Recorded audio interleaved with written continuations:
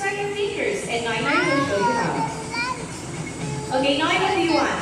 Papaya, mango, or orange? You choose, girl? What do you want?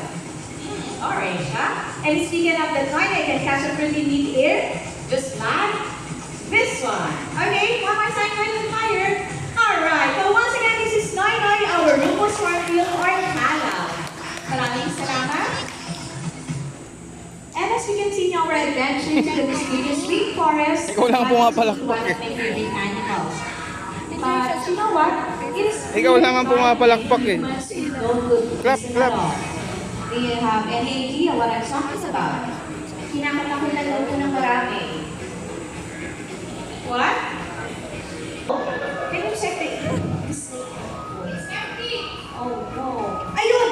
Ayun! What's that? I'm sorry.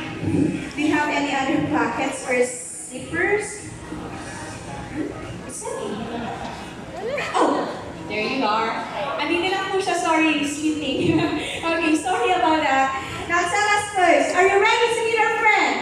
Yes! Inaantok na sila children baby. Are you ready? Yes! Be careful. Well then.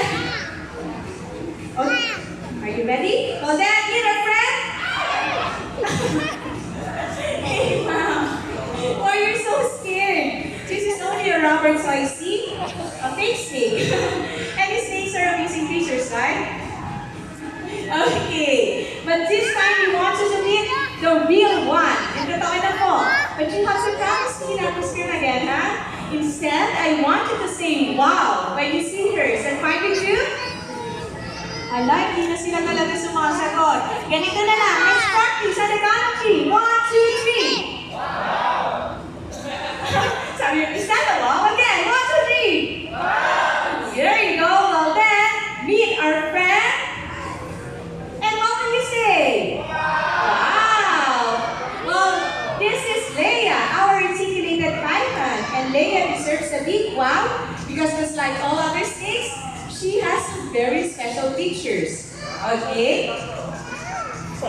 Si Leia alabas-labas po, di ba? Well, she keeps sticking her tongue out because she's smelling the air with it. Try that sometime. And Leia here doesn't have eyelids, so her eyes are always open. But it is protected with transparent scales called spectacles. And I know everybody's wondering, yes, snakes do sleep even when their eyes are open. Natulog din sila, right? And see this beautiful pattern on their skin? Well, this absorbs them perfectly into the environment, just like a tree.